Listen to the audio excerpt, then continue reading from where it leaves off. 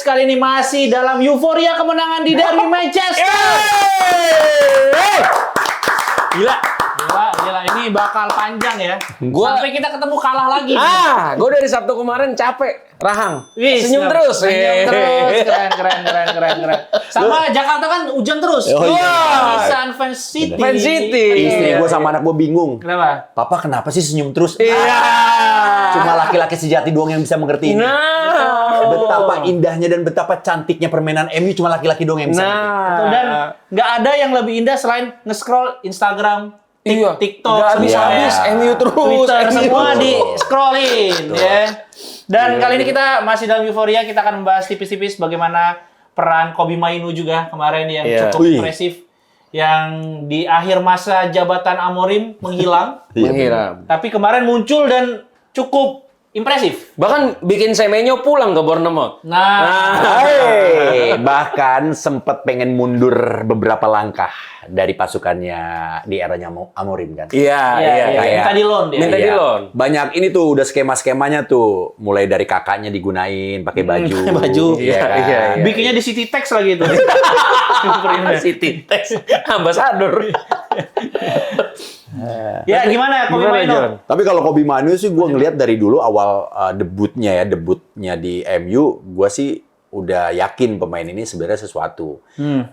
Ya tinggal sesuatunya itu kan dibuktikan ketika adanya konsistensi. Ya. Tapi ketika itu tidak datang di eranya Amorim, sulit buat dia untuk nunjukin. Iya. Ya wajar sih, mungkin ya dengan skemanya Amorim yang orang ini cukup keras kepala untuk yang mengutamakan mazhabnya 3-4-3 yang benar-benar dia tidak mau merubah, mau beberapa saat. Iya. Tapi ya untuk dengan skemanya 3-4-3 Kobbie Mainoo nggak dapet tempat. Betul. Karena dia harus dikorbankan untuk memenuhi Bruno yang harus tetap main. Iya. Sebenarnya kan lucu. Perannya Kobbie untuk super sub-nya Bruno. Iya.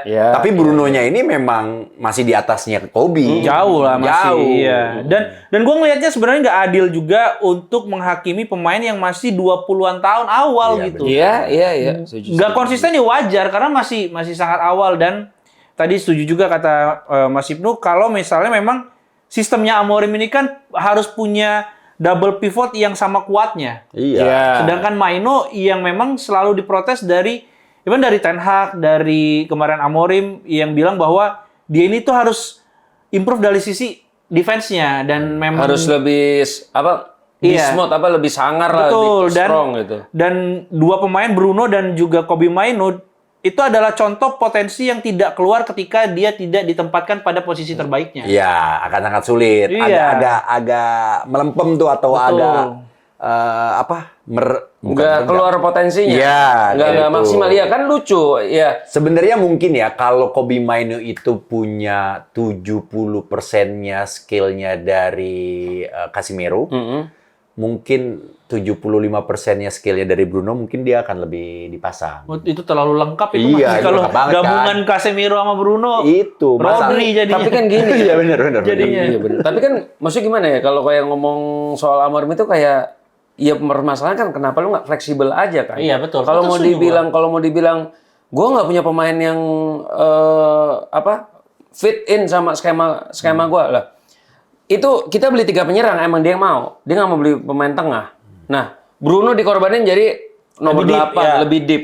Nah Mainoo malah nggak dimainin. Jadi kan terlalu udah buang-buangin pemain terus ngerubah potensi pemain itu sendiri jadi kita mau ngomongin dosa-dosanya Amorim nih. Enggak sih, sekilas. Udah di kemarin. Plot twist-nya lo tau nggak kenapa Amorim keluar? Kenapa? Ternyata yang menginginkan itu adalah Bruno Fernandes. Karena posisinya dia terlalu dalam, tidak keluar. Dia bikin konspirasi, Kenapa? ya kan? Tujuannya adalah demi Piala Dunia. Sebentar lagi Piala Dunia dia harus bisa mendapatkan tempat. Udah pasti dapat tempat kalau Piala Dunia sama dia. Portugal pemainnya banyak, John, pilihannya. Tapi main lah. Main pasti. Tapi John, itu otaknya Bruno. Itu yang eksekusi tau nggak siapa? Mainoo. Kobbie. Yang eksekusi Diogo Dalot. Sesama kompatriot. Ini teori Portugal. konspirasi. Ini konspirasi. Ini Sorry, Pak, konspirasi. pakai bahasa Portugal datengin, ayo kita keluarkan dia. Iya.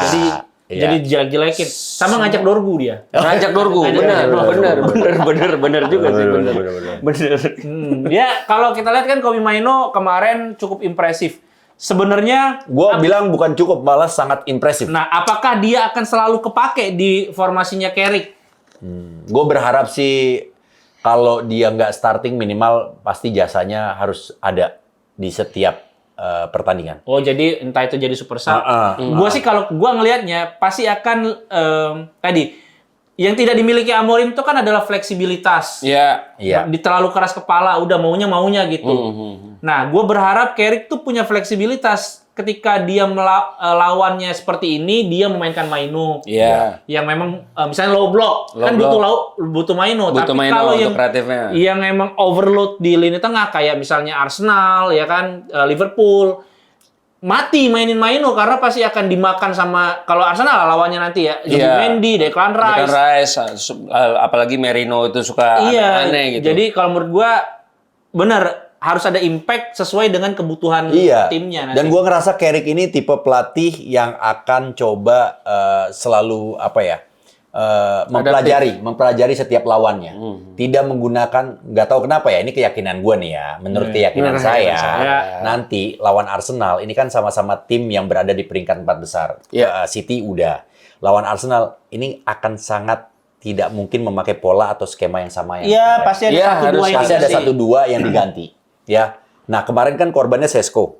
Ya, Sesko nggak main. Sesko nggak main. Ya kan? Ya. Tapi Ugarte sempat masuk. Ugarte terakhir-terakhir dan sempat clearance satu kali. Ganti Casemiro. Nah, gua nggak tahu kenapa. Kemungkinan bisa jadi entah itu Casemironya atau Mainoo-nya yang akan ditarik. Ugarte-nya masuk. Ya mungkin akan masang double pivot itu untuk mengimbangin tengahnya Arsenal. Arsenal sih waktu pertandingan pertama lawan United musim ini, mereka tuh ya kalau kata fans-fansnya itu kan memang taktiknya Arteta yang masterclass dengan nunggu. Ya. Makanya MU kelihatan superior banget. Ya. Dan akhirnya United kebobolan lewat set piece aja corner gitu. Dan kalau besok mungkin ya Arteta ngelihat pemain MU sekarang nggak cuma sekedar pelatih baru tapi energinya luar biasa banget. Mungkin nggak akan menunggu sih. Jujur. Iyalah kalau di kandang sendiri mah nggak. Gua amat sangat yakin Arsenal, pemain Arsenal, Arteta, bahkan juga fans ya. Gemeter ini. Gemeter-gemeternya sih pasti ada. Bener. Yakin gua. Ya meskipun nanti di lapangan kita nggak tahu nih. 15 menit atau sampai 20 menit pertama itu akan jadi penentuan pertandingan jalannya akan seperti apa. Setuju gua. Kalau gua sih ngeliatnya kayak gitu. Betul. 15. Tapi yang jadi kunci sukses dari Carrick kemarin, menurut gua tuh sebenarnya bukan masalah skema, bukan pakai 4 back, bukan. Tapi menurut gua Carrick lah yang memberikan kebebasan bermain bagi pemain-pemain MU untuk bisa mengeluarkan kemampuan mereka terbaiknya. Lo tahu kemarin ngelihat yang ada Son sampai sekarang tuh Sonnya indah sekali. Kunya Bruno. Gila. Main coaching-coachingan itu Betul. ya. Ada rondo. Itu gue yakin di zaman Amorim nggak mungkin tercipta tuh, nggak mungkin terjadi kayak gitu. Lu dimarah-marahin, lu ngapain main-main bola begitu? Kalau nggak salah ada komentator yang bilang kayak Ole sempat main kayak begitu juga Ole. Nah, artinya kayak kan itu apa? muncul sesekali sih kadang di Artinya menurut gua Carrick ini kayak ngasih kebebasan. Lu cuma main ala Ferguson. Lu dapat bola, maju ke depan, serang. Keluarin kemampuan terbaik lu. Iya, direct aja kemarin. Itu yang pengen gua highlight sebenarnya. Carrick ini membawa DNA dari United. Sebenarnya kalau misalnya ditanya DNA United itu apa? Menang tuh dia dengan cara apapun. Ya, dan implementasi oleh Sir Alex Ferguson dengan sistem permainan direct. Makanya kemarin kan yang pas kita ketemuan tuh silaturahmi ala-ala dedengkot MU, gue selalu bilang, gue bodo amat cara mainnya. Lu mau pakai polanya Amorim, Carrick, Ferguson, gue pengennya menang. United itu menang dengan cara apapun. Gue hasil akhir. Makanya diterjemahkan oleh Fergie dengan main direct. Karena Fergie itu jarang punya pemain yang flashy, yang benar-benar bawa bola lama gitu. Kecuali Ronaldo. Tapi yang membedakan kemarin ya, Amorim dengan Carrick, ketika penyerang sayap kita itu tidak dituntut untuk masuk ke dalam. Jadi dari lebar lebar lapangan langsung bola dioper terus. Nggak cutting inside ya. Nggak cut inside. Langsung bola di bolanya Passing. tuh juga mereka switch switchnya bola cepet tuh banget. akurat banget. Gila Bruno tendangan. Ya karena lawan juga nggak ngira, buset Dit. dah. Iya. Menurut gua lawan nggak ngira kalau bola itu udah langsung dipassing terus. Biasanya kan lo sayap langsung ajak sprint Iya. ke depan, terus nunggu tengah, passing tengah. Kalau nggak cut inside, pasti selalu gitu. Iya, Jadinya iya, mungkin iya, ada iya. waktu untuk recover. Ini Yang passing enggak. Bruno tuh siapa sih? Yang passing Bruno golnya? Yang gua ya? Mbumo. Yang mana? Oh, yang siapa? enggak, yang Bruno offside.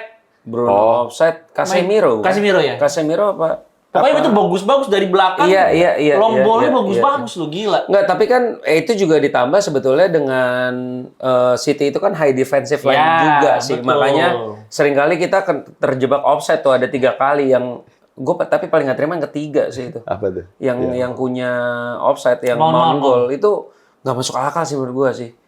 Lo tau gak ada diksi lucu nih? Apa? Pep belajar tiki taka di Old Trafford.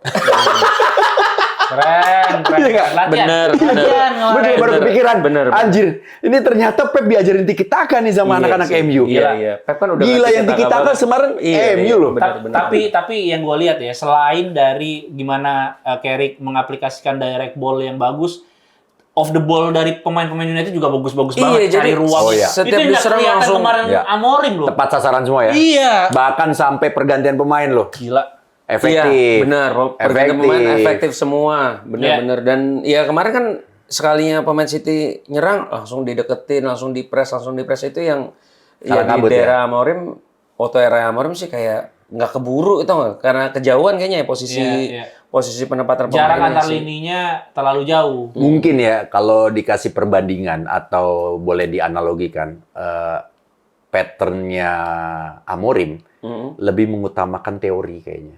Jadinya lu teorinya harus begini. Jadi lu posisi bola di sini lu harus ke sini. Textbook. Nah, textbook.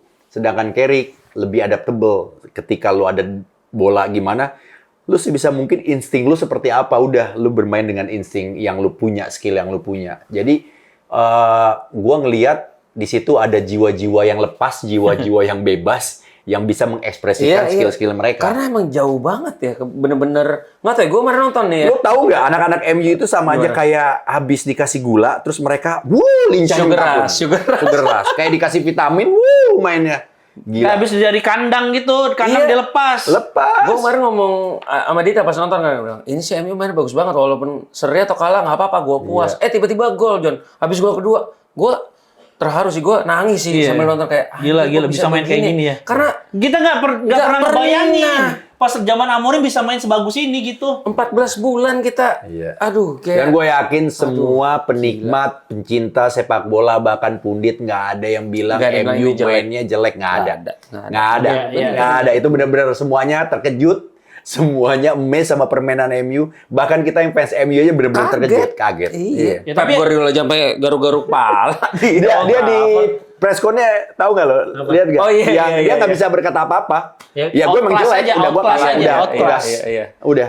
Ya, tapi ini kan mungkin ada efek dari kejenuhan 14 bulan dijadikan kambing hitam, disalahkan Betul, dari betul. segala kondisi United saat ini. Dan datangnya Carrick itu membawa angin segar, sehingga tadi kata Mas Ibnu juga kayak yang udah dikurung lama, yang akhirnya Jiwa-jiwa dikasih lepas. gula, akhirnya bisa semuanya bermain baik gitu. Apakah ini tuh bentuk refreshment dari sebuah klub sehingga mungkin aja ini bisa nggak jangka panjang gitu? Ya itu kan kalau menurut gue sih itu lebih ke ini sih Dit, kayak ya kan ada statementnya ya. Ya MU ntar juga kalah lagi ya. Sebetulnya untuk Sedangkan pertandingan pabrik. kemarin ya kita boleh lah happy. Tapi untuk lawan Arsenal itu udah beda cerita. Ya Betul. kita udah mulai dengan ekspektasi baru. Kalau kalah ya udah, menang wah gila pasti Kayak kan. lawan City kemarin aja kan sebenarnya United itu terutama gua ya ngerasa bahwa setelah Amorim dipecat, ya udah nih tugasnya cuman menyelesaikan sampai akhir musim aja. Udahlah, ya Iya. istilahnya. Gua ngerasa kayak gitu iya. ekspektasinya. Kalau mau posisi berapapun, Iya. ya udahlah bodo Asal amat nggak lah. di luar Iya. 10 besar Iya, udah kayaknya iya. udah cukup buat Carrick. Ternyata Iya. dia di pertandingan pertama memberikan yang lebih banget kan. Ya memberikan harapan lah. Iya, sebenarnya. Nah, iya, gimana John kalau menurut lo? Ya karena kan kondisinya saat itu pasti yang jadi underdog MU, John. Ya tim yang jadi kuda hitamnya tuh MU, yang superiornya udah pasti City dengan posisinya, dengan lebih konsisten City, meskipun City juga lagi nggak konsisten ya. Iya, iya, tapi iya. lebih konsisten City. Terus amunisi barunya City juga udah bikin setidaknya Semenyo. kekuatan City tertambah lah ketika pemain-pemain banyak yang cedera juga buat mereka. Yang jelas kondisinya sebelum pertandingan itu dimulai, City itu ada di atas ketimbang MU. Dan gue yakin semua orang juga pasti nyangka MU bakalan dibantai. Iya. Pasti Iya. minimal kalah. Minimal kalah. Mentok-mentok seri lah ya. Mentok-mentok seri. Paling bagus, paling Ternyata bagus Carrick ini gua nggak tahu ramuannya apa di locker room. Dia bisa mengeluarkan kemampuan terbaik para pemainnya. Dan itulah tugas pelatih menurut gua. Emang. Bukan cuma sekedar jago taktik, tapi juga jago untuk bisa memotivasi pemainnya. Bukan ahli strategi, bukan cuma ahli strategi, tapi juga ahli dalam memotivasi. Man management. Itu penting karena kan lu sekelas Kobe Maino, Bruno, nggak mungkin lu Bruno passing ya ke sana. Iya, Gua udah mau nggak nyampe, elementer nggak mungkin lagi. tuh. Iya, pakai- Udah bukan latihan passing, fundamental latihan shooting, lagi. udah enggak. Iya, Udah gimana caranya? Kok. Jadi lu tuh kalau main gimana sih bola lu tuh yang pengen lu ini ada di mana? Mungkin gitu yang dipelajarin. Iya, Gue tuh lebih suka begini. Oh, nanti kalau lawan City biasanya lu selalu kesulitannya di menit keberapa, lu ketika di area mana, terus siapa pemain yang bikin lu selalu sulit di City, dan lu biasanya keluar tekanan tuh gimana. Bisa begitu tuh ngomong satu-satu dirangkum sama dia. Ya, tapi ini apa namanya? Kita mengapresiasi gimana United cara menyerangnya, tapi kita lupa mengapresiasi gimana disiplinnya. Bertahan United sih. Iya. Maguire, Itu Lisandro gue baru bilang, Martinez. Maguire gila. Sama Licha sih, luar biasa. Yang itu John di darah 3, ingat gak? Iya. Lihat gak itu? Habis Yang kena itu, full ya? Iya, kena Iya, full kena full. gitu, buset. Iya. Dan Lisandro Martinez juga yang menunjukkan kepada Scholes. legend-legend Manchester United, Scholes dan Nicky Butt, kalau gua nih bisa main gitu, bisa ngalahin Haaland gitu. Katanya dia bakal digendong sama Haaland. Iya, Iya. tapi tuh nggak Licha. Iya, Licha. Tapi menurut gua nggak wajar sih si Ngomong kayak gitu ya. Nicky. Iya. Nah, kalau Scholes kan abis itu balik kan. Kayak dia mention si Lisandro Licha. Martinez. Ayo kita ngopi. Appreciate, ayo kita ngopi. Teh. Ya Iya, kadang betul. setiap orang punya momen permainan terbaiknya. Betul. Dan itu dia kayak ngasih ucapan selamat sebenarnya. Iya, Selamat. fair. Setiap pemain tuh pasti punya momen pertandingan terhebatnya. Ayolah kapan kita ketemu. Betul. Ya teh tanpa gula ya kalau Iya, bisa. iya. Nah, Nicky Butt yang gue sebel, John. Dia ngomong, kayak dia apresiasi, tapi ujung-ujungnya, lu kalau digituin aja udah tersinggung, jangan jadi pemain MU. Apaan coba? Iya. Kan semua itu kan manusia. Iya, makanya. Gue sih ngeliat ya, Class of 92, terutama Scholes, Gary Neville, Nicky Butt kan itu enggak. kayak punya Nicky Butt bukan Class of 90 itu lah. Nicky Butt, Class of 92. Iya, Nicky Butt, iya lah. Nicky Butt, iya. Nicky Butt. Maksudnya, Iya. gue ngerasa mereka tuh kayak merasa punya legacy Post-power sendiri, syndrome. Iya, legacy iya. sendiri di United gitu, kayak punya Sebenarnya Hall tau of nggak sih Fame lu? gitu. Legend-legend itu adalah the real perwakilan para netizen. Yang baby boomer era. Iya. Sama udah seperti ini, netizen, senior-senior. Iya, jempol itu ya udah seperti hakim. Iya, Dia menciptakan ruang pengadilannya sendiri. Makanya gue udah yakin tuh, ketika pertandingan derby kemarin, mau MU menang, mau MU kalah, gue yakin yang paling kerja, paling capek adalah apa? Keyboard handphone lu tuh. Ketak-ketik. Akan Ih, jadi pasti tuh. headline. Seberapa Iya, capeknya keyboard itu akan diketak-ketik Bener, terus. bener, Iya. iya. Karena efeknya sejauh itu. Apalagi MU magnetnya memang gede banget. Iya. Jadi legend ngomong kayak gitu pasti akan dapat spotlight. Dan menurut gua masing-masing gua ngelihat punya haknya juga masing-masing. Legend mau komentarin apapun jelek, bagus, ya terserah. Pemain pun lu kalau mau dengerin boleh, nggak mau dengerin juga nggak apa-apa. Atau lu mute juga nggak masalah juga. Iya sih. Kan sebenarnya tuh yang paling dari apa ya, yang paling dirugikan dari statement-statement itu sebenarnya tuh bukan badan kita, tapi pikiran kita. Iya. Lu ketika lu masukin dalam pikiran, lu pasti akan ke bawah tuh. Jadi kejadian ya. Kejadian, nyampe ke fisik, nyampe ke permainan. Nah, gimana caranya? Yang bisa mengelola itu adalah diri kita sendiri, John. Iya, Sama dengan omongan-omongan yang tidak bertanggung jawab atau tidak berdasarkan fakta. Misal lu lagi posting, tiba-tiba, kok lu bicara bacot lu, so ngerti lu. Kalau lu pikirin terus, lama-lama, anjir, gua takut, Iya, berarti iya, lu kena omongannya. Iya. Gitu. Iya setuju sih. Cuman gua agak sebelnya karena ibarat Nicky Butt kan bukan orang luar lah, orang dalam lah. Tapi lu Iya. ngomong gitu kayak menurut gua agak kurang pantas. Iya. Nah, itu dia tuh. Kalau gue Itu. kayak gue Kalau lu respect gimana? juga sama legend-legend yang tidak mau mengomentari teman-temannya, teman-teman pemain bolanya ketika penampilan di lapangannya. Karena buat dia, apa ya, dia ngerasa profesi itu udah capek di lapangan, terus dikomentarin jeleknya. Bebannya itu banyak makin- banget, Ya. iya. Salah satu contohnya yang gua tahu Roberto Baggio. Dia nggak pernah mau jadi pundit atau diminta. Ngomentarin, Iya, karena dia ngomentarin, tahu ya, bebannya ya, pemain tuh udah gede banget. Dan dia pernah punya momen itu juga nggak bagus. Amerika, Iya, 94. 94 gitu. Jadi ya menurut gua wajar-wajar aja sih pemain lu mau jadi pundit, nggak jadi pundit. Tapi kan balik lagi sebenarnya etika aja. Iya, gitu. etika, Ada etika. sama dengan kayak kita konten kreator. Ada yang mau dengan menggunakan diksi-diksi kasar silakan. Iya, Lu mau pakai diksi-diksi yang halus juga boleh aja. Cuma kan balik lagi ke pasar. Iya, sukanya yang mana? Suka yang mana? Kebanyakan sih yang kasar. Iya. Ya Nicky Butt mungkin ngambil jalur itu. Iya, padahal bukan konten kreator. Yang penting kan engagement. Iya, dia Gitu. ngincer brand katanya dia ngincer Bayu kata dia, ngincer Bayu di endorse mau Soalnya kalau ada legend datang di kiper nggak jarang-jarang diajak. dipanggil, katanya. iya. West Brown lagi, West Brown nyari lagi. Gitu. engagementnya. Tapi kalau menurut gua setuju tadi. Ini nih pemain-pemain yang mungkin dulu tuh nggak banyak dapat kritik. Karena pemain-pemain yang Si sering Nicky dapat Butt, iya, kritik iya. tuh malah jadi lebih memanusiakan pemain lain. Karena gitu. pernah merasakan. mengalami. Beckham nggak pernah. Nggak pernah. Lo tahu Beckham waktu Di- 98 di habisnya kayak Inggris. gimana? Iya, Ya kan Ronaldo, Iya. maksudnya dan terus siapa lagi Roberto Baggio. Tapi kalau Iya, menurut gua iya. maaf, Dit, kalau Beckham itu kalau mau jadi pundit kayaknya TV-nya agak bingung cara bayarnya. Terlalu Bener. mahal. Karena akan jadi sangat jomplang Iya, ketika benar. mungkin oke lah itu bintang-bintang semua dan legend-legend semua. Terus ada Gua Beckham. nggak tahu kenapa Beckham ini adalah pesepak bola yang punya Beda brand sendiri. image-nya Iya, iya, nilainya iya. beda sendiri. Iya, iya. Dan itu wajar. Sama suaranya Sah-sah bro, aja. kurang- Bro. sama suaranya kurang ini, kurang gahar. Ganteng sih lo tapi diem aja gitu. Iya. Ini pertanyaan terakhir nih sebelum kita tutup. Masa terakhir jangan dong, lanjut jangan. dong. Ya udah dipanjangin nanti.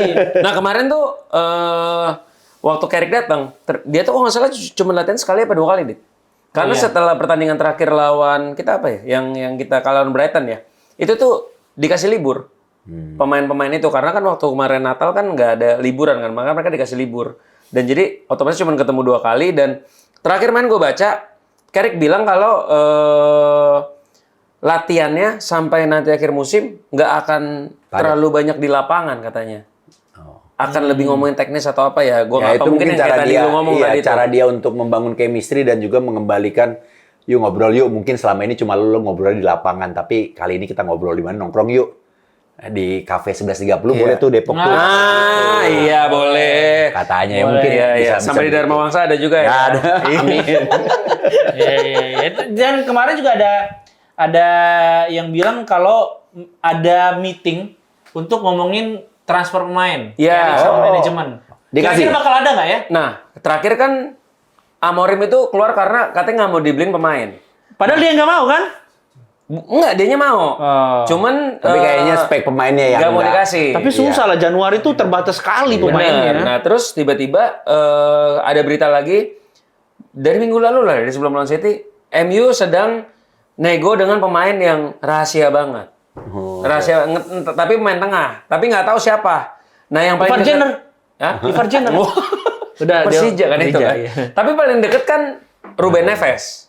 Semoga ya. Tapi gini, gue juga bingung kalau Ruben Neves datang ya kita sih senang-senang aja. Cuman Mainu tapi kasihan. lagi-lagi gue mempertanyakan, Ruben Neves itu udah 24 tahun. Mainu. Kan katanya Udah bukan- Ineos bukan- nggak mau beli iya. pemain di atas 25. dan Zulima ya. Ya bingung sih. Kalau misalnya Tapi dia mungkin datang. itu jadi short term aja, kayak jangka pendek menyelamatkan musim United, butuh pemain yang punya pengalaman dan berkualitas langsung gitu. Tapi nggak mau, dibeli, ya pembelian. makanya nggak mau gambling lagi. Mungkin itu pertimbangannya. Iya, Ya kan kita nggak tahu obrolan-obrolan ada pengecualian Ruben Neves misalnya gitu. Ya udah kalau emang bisa ngebuktiin, bolehlah dibeli dan Ruben harganya. Neves ya Premier League proven lah ya. Iyalah. Dulu Tapi kan dari bagus. pertandingan derby kemarin sebenarnya udah ada pesan moralnya itu. Nggak perlu beli.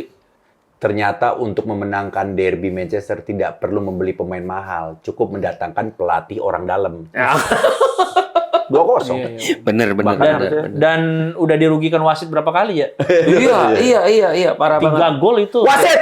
Ah, itu tuh wasit tuh itu. Nonton nih. Awas lu ya. Tapi duanya tuh offside sih, beneran offside. Iya, Bruno sama yang gue Ahmad. mau pertanyakan cuman yang itu doang. Ya. Punya terakhir gitu. Mau- Tapi kalau Mason misalnya mau dilihat salah-salahan ada Diogo Dalot yang harusnya kartu merah sih. Oh iya, ya. To be fair kartu merah sih. Tapi itu kalau kata Mas Firzi kemarin pas gue ajak podcast dia bilang itu gue beli apa? gue beli ya. Bisa didebat, bisa didebatkan karena itu bukan yang stem gini, tapi nyerosot. Iya. Itu kan menurut Firzi, menurut lo kartu merah nggak? Jujur, gua belum lihat ulang lagi, John. Karena waktu itu kejadian, gua udah babi lah nih kalau kartu merah. Karena langsung berubah itu. Udah nggak ada. Kita nggak ketawa nih hari ini. Gua nih, tahu gitu. subjektivitas lo pasti nggak mau kartu merah. Tapi kalau itu objektivitas ngelihat seperti itu kejadian kartu merah atau enggak? Kan gue belum lihat ulang lagi. Cuman kalau kata langsung aja merah enggak? Ya cuma kalau kata Mas Firzi itu nggak. Kata lu Mas Firzi. Enggak kan dia ceritain ke gue nggak nge-stem gini. Ya itu wajar kartu kuning. Tapi kuningnya udah keras banget. Ya, kalau gua jujur kartu merah. Gua kartu merah. Tinggi. Soalnya tinggi dan ada intensitas. Iya. Bukan mau mencederai ya, nggak ada lah pemain yang mau mencederai. Nggak ada. Tapi bisa mencederai itu, bisa patah itu. Iya, resiko cedera. Benar. Gila itu. Nah yang show? Yang mana show? Oh diinjak. Iya. Nah ini ya, sebenarnya tuh butuh konsistensi dari wasit. Nginjek ankle kan sebenarnya banyak tuh ada yang kartu merah lah, straight red card, ada yang enggak Van Dijk gitu. waktu itu diinjak sama Richarlison apa Xavi Simon langsung. Apalagi bola 50-50 kan nggak tahu benar. Nah itu konsistensi wasit aja. Kalau misalnya semua yang nginjek ankle sengaja nggak sengaja kartu merah, ya kartu merah semuanya. Tapi lu sadar nggak sih? Kalau wasit itu selalu mengambil keputusan yang selalu tepat, VAR juga terlalu tepat, ini nggak akan ada perbincangan kayak gini nih. Iya, rame nih. Iya, betul. Ya drama. Tapi menurut gua, mungkin ya, FA itu kayak lu jangan terlalu terpaku dengan VAR ya. Lu jangan terlalu tergantungan sama VAR. Karena pada akhirnya yang punya keputusan itu ya wasit. VAR itu kan cuma asisten. Iya. Gitu. Iya, Jadi setuju. lu harus punya harga dirinya nih. Lu harus pride-nya itu atau apa ya? Hak veto tertingginya di wasit. Ya tetap. Jadi makanya wasit itu kayak enggak, menurut gua enggak. Ya, aman ya. Enggak. Wah, aman. Main. Iya, benar setuju. Hakim yang memutuskan kan cuma wasit. Kalau lu terlalu ketergantungan dengan VAR, yang ada nanti yang kerja mesin aja semua. Iya. Jiwa kemanusiaan. Jadi dilepasin aja main dah gitu ya. Nanti manusiawi kok, ada salah, ada hilaf atau ada sesuatu yang luput dari pandangan wasit tuh. Malah dramanya di situ.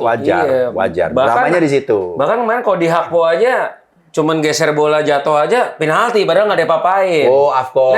Enggak, bukan. Yang apa? Liverpool lawan Burnley. Oh, Liverpool Burnley. Tapi kan untung Soboslai nendangnya ya. Out. Bener sih, bener. Tapi balik lagi itu dia. Emang kalian pikir VAR itu hadir untuk menyelesaikan masalah? Salah. Justru menciptakan masalah baru juga. Iya, supaya ada perdebatan ya, ditambah ramai. Itu gimmick aja sih, gimmick sosial media. Nggak, itu American style memang. Selalu pengen ada kamera di mana-mana dan harus jadi sebuah hiburan yang dipanjang-panjang. Iya. Padahal Inggris sama Amerika kan nggak pengen sama gitu ya. Kenapa dia pakai tetap? Ya karena kan sekarang Liga Inggris diambil sama perusahaan Inggris. Perusahaan Amerika, sorry. Iya. Ya, wasitnya dikasih kamera. Iya, kamera revcam. Terus masuk ke locker room. Betul. Iya. Nah ini tadi pertanyaan terakhir gua belum tersampaikan. Jadi pemain tengah sih enggak. Apa? Gini, kira-kira kalau dengan lihat komposisi pemain kemarin, itu butuh posisi apa yang buat diganti? Tengah tetap. Selain Dalo enggak? Iya sih, tengah kuatin sih kalau gua sih. DMF, holding. Ugarte nggak cukup levelnya tuh kuat. belum di situ. Lo siapa kalau boleh milih bebas? Milih bebas. Waduh. Milih bebas. Gua Ineos nih, gua punya budget unlimited. Lu mau beli siapa? Ya Rodri lah gua. Ballon d'Or. Rodri. Gua ya enggak. Elliot Anderson gua. Elliot Anderson yang Nottingham Forest. Iya, Elliot Anderson Forest atau Wharton itu. Pemain-pemain lain boleh loh. Nggak ada lagi. Siapa pemain tengah? Iya makanya kalau nggak itu Declan Rice gue suka. Iya, Declan Rice bener. Declan Rice suka jujur banget. ya, dulu sebelum Declan pindah ke Arsenal, gue tuh berharap banget dia pindah ke udah ada obrolan sama United. Atau Xabi Alonso kalau masih muda main lagi nggak apa-apa dia. Nggak bisa dong. Oh, dijadiin AI aja satu lagi. AI ini meluk foto. Foto yang meluk. Iya. Ini pertanyaan terakhir. Kalau lu siapa Bang John? Iya benar. Kalau gua ya tadi Declan gua. Declan lah. Gue Declan ya. Iya, yang Premier League proven aja lah. Karena Declan itu terbukti dan sangat konsisten juga baik di timnas maupun di tim. Dia nggak cuma bisa ngebantu menyerang, tapi dia juga ngerebut bola. Iya. Dan sekarang kan main lebih ke nomor 8 dia. Apalagi dulu sebenarnya dia tuh kece banget waktu masih sama West Calvin Ham. Phillips. West Ham. Enggak sama Philip yang ini Calvin Phillips di Inggris. Inggris, yang timnas Inggris, tapi timnas. Philipnya jelek, dia pindah ke City, salah pindah menurut gua. Dia nggak bisa bersaing. Oh iya. Calvin Phillips kan? Calvin Phillips, yang dari Leeds. Yang Leeds, betul. Iya, pindah ke City Pindah ke City nggak jadi melempem. apa-apa. Harusnya dia pindah ke MU kalau mau. Iya, Tambah hancur sih John biasa. Iya sih. Harusnya biar nggak lempem ditutup. Tapi lu nggak yakin itu sama Ugarte, Dit? Nggak. Jangan-jangan Jangan-jangan. cuma sesimpel karena selama ini dia nggak dapat peran yang tepat aja. Iya, itu juga. Maksudnya nggak bisa kita ngejudge dia nggak Ya. ada di posisi terbaiknya. Dia selalu sendiri soalnya. Nah ini kalau dipasangin sama Casemiro, dia bisa keluar nggak? Nah itu harus secara konsisten dilihat. Menurut gua Ugarte masih belum mengeluarkan kemampuan terbaiknya sih. Iya, kalau menurut Masih gua, ada. Iya. Atau memang mentoknya cuma segitu? Belum. Ya kan sih, nggak belum. tahu. Menurut gua sih. Ya, Kalau- kita lihat nih nanti di Carrick nih. Iya, Karena kan dua kepelatihan yang berbeda tuh. Iya, tapi harus dikuatin progresi ke depannya sih dia. Oh iya. Si Ugarte jelek banget visi Iya, dan visi Iya sih. passingnya ya jelek. passingnya. Passing Jadi sama kalau nendangnya menurut nggak gua jelas banget. emang harus ditambahin itu. Passnya hancur. Betul. Nah, sejauh apa konsistensi dari Michael Carrick nih kalau menurut lu? Bakal konsisten nggak? Gua Sulit gua kalau nggak gua bisa nih. sulit maksudnya Sulit menilai. sulit menilai. Gua sulit menilai. Kalau faktor kemarin itu bisa jadi kejutan, Refreshment ya tadi. refreshment, Iya. itu bisa rezeki, anak Iya. soleh. Iya, betul. Banyak tuh setuju. faktornya tuh. Setuju. Nah, ketika gue bisa menilai ini bakal konsisten atau enggak, 3 atau 5 pertandingan lah. Ya, Iya. PR-nya kan di situ konsistensi. Iya. Kalau misalnya dia kuat nggak untuk bermain full power kayak gini terus menerus gitu dengan Iya. squad yang ada? Iya. Iya kalau gua tunggu Tanpa 5 cedera. pertandingan sih. Karena kan lawan City, Iya. Arsenal, Fulham, Spurs sama gue lupa yang kelima lawan apa gitu. Iya, tapi kalau lawan Arsenal nih positif juga, kayaknya Menang. udah mulai ada senyum-senyum sih Iya kita. betul, kita nggak pernah tahu. Siapa tahu Michael Carrick adalah sosok yang kita cari. Karena soalnya. Michael Carrick bener. menang lawan Arsenal waktu Iya, di Liga 2. interim. Pasti kalau besok 3-2. menang lawan Arsenal, senyum kita udah takabur banget pasti senyum-senyum kita kan. Iya, wah apalagi gua lawan Arsenal lah. Tapi gini, kalau misalkan at the end of the season dia berhenti season 4, lu setuju nggak kalau Carrick dipertahankan? Enggak, Serius lu? serius enggak. Lu nggak? Kalau punya ini ya opsi pelatih yang Exceptional lebih lah. baik. Hah? Kalau punya opsi pelatih yang lebih baik kan katanya Julian Nagelsmann mau ditungguin. Iya karena Julian Nagelsmann. Jadi kan yang Beres akan Piala keluar tuh Dunia. Julian Nagelsmann, Oh, lu terus gitu. Enrique mau keluar Berarti nggak Glasner. meskipun tim itu udah kebentuk, udah permainannya keluar, udah bagus semua, itu harus ganti tetap. Iya, kalau gua. Loh. Karena gua jujur, Carrick belum di situ lagi. Kalau Belum ada di level bisa menangani tim sekelas United. Kalau gue berpikirnya lebih ke kapitalis aja, agak Gimana? lebih seperti seorang direktur programming. Selagi sinetron itu masih ratingnya bagus, gas terus. Ya. Iya. Sampai itu kering. Nah, Iya, kan yang iya, baru dilakukan ganti. dengan Ole, kita udah pernah sama Ole Gunnar Kalau Solskjaer.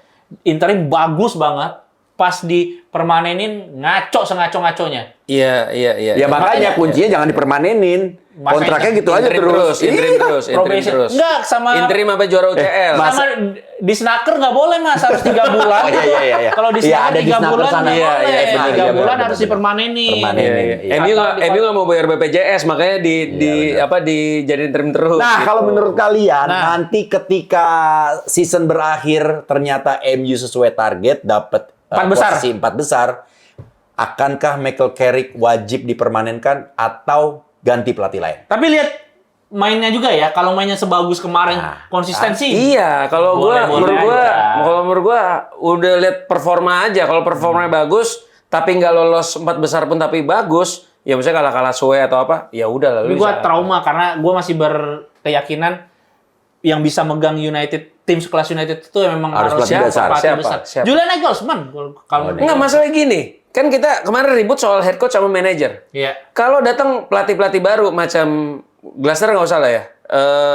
Nagelsmann, Luis Enrique, Carlo Ancelotti bahkan kalau dia keluar dari Brazil setelah Piala Dunia besok, nggak mungkin ada yang mau jadi head coach. Pasti maunya langsung manajer. Iya. Dan dengan kalau jadi manajer otomatis Ineos karena- kan berubah lagi. Iya, Efisiensi iya. mereka. Tapi Nagelsmann Iya. enggak lah bisa jadi head coach juga dia. Nggak tahu, Dit.